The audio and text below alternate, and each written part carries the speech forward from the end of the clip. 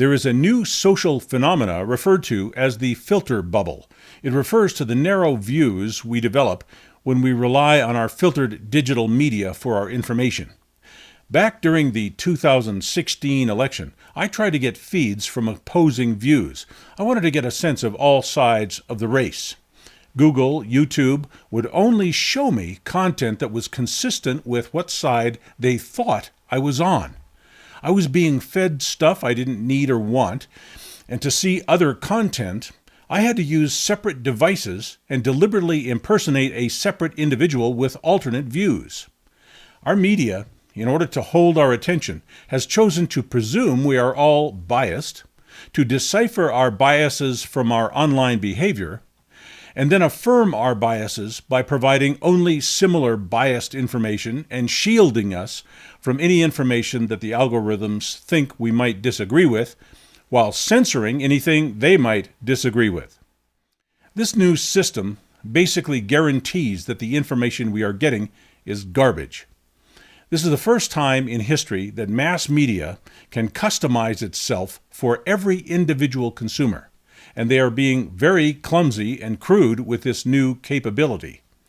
Our media is desperate to drag us into narrow ideological pigeonholes based on the things we clicked on in the last 5 days, and based on how long we looked at something compared to how long we looked at something else, and based on what narrative they want us to obsess about while we are fully prevented from seeing the big picture.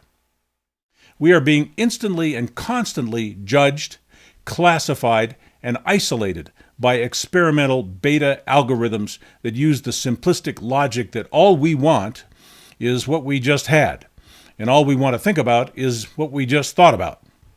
This is not informational media. This is a massive control matrix promulgating pseudo-information. I would rather have an algorithm that only shows me things that it thinks I will hate and disagree with, that only shows me the most persuasive and intellectual arguments against what I believe. Because if you're not seeing the best arguments against your beliefs, you cannot possibly know if your beliefs are right. And you will have no answers to your opponent's positions because you will not know your opponent's positions. You will simply find yourself screaming at the sky because your opponents seem so ignorant and wrong. We are being instantly sized up and instantly fed only material that is complementary to the last few things we looked at, as if that was what we obsessively believe in and want more of. This is lazy software. It has to look at billions of things and decide what to show you next. So it just chooses things similar to what you just looked at. It's very lazy, but very effective at tightly sealing you in a world you love and understand. That algorithm knows that if it can affirm your prejudices, it has made a friend. This is why people with strong social or political views can no longer understand their opponents, because we do not see the diverse viewpoints thanks to our media's filtering algorithms. Everyone is now convinced that their little world is the whole world, the real world. As a result, society is becoming polarized, fractured, compartmentalized. Every one of us is intolerant now of everyone else.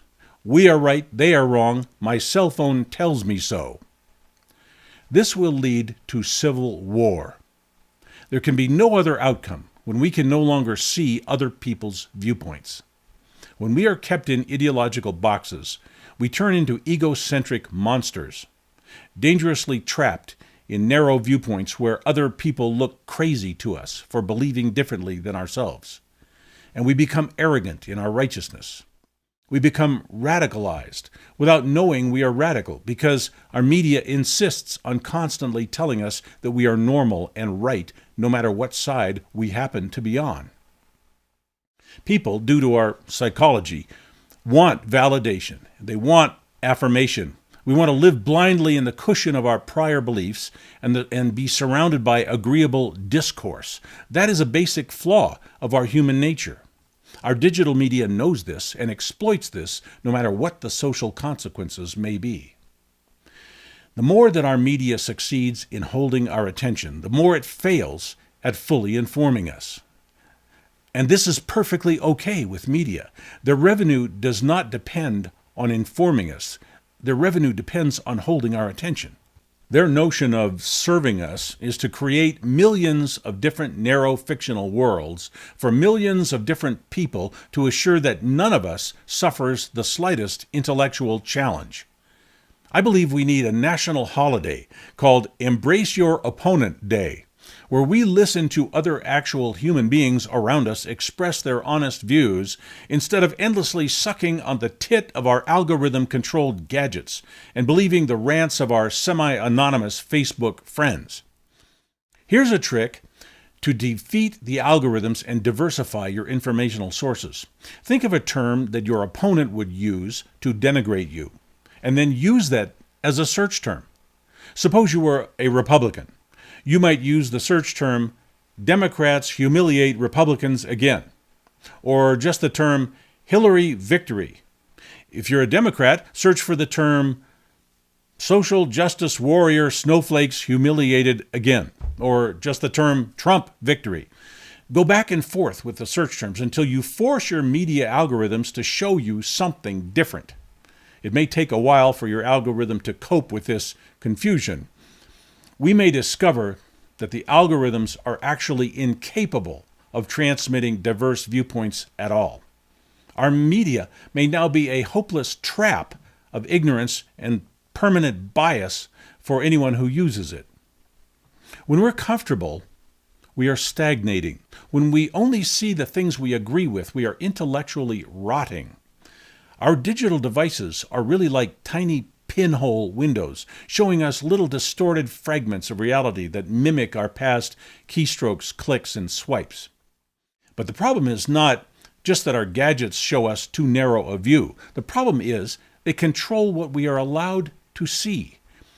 When we conduct a search, they have to decide what content is important or relevant to show us. Notice it is them, not you, deciding what is relevant. Even if they were to get better at showing us diverse information, they are still deciding what diverse information they will show us. They can't show us everything. There's just too much. As interactive as your media may seem, media content will always be controlled by media, not by media consumers. The censorship has now been openly admitted by Facebook, YouTube, Twitter, Google. The people who own and control our media platforms are hard at work keeping information from us and feeding other information to us. The money that can be made by doing this, the social and political control that is done this way is so powerful it will never change. There is no one who owns or controls media who can resist using the power of media for their own purposes. The major online media companies now readily admit that they censor and manipulate their content for their own chosen political agendas and commercial interests. They have been caught doing it constantly. They now admit doing it, and they essentially tell us that if we don't like it, then we don't have to use their services.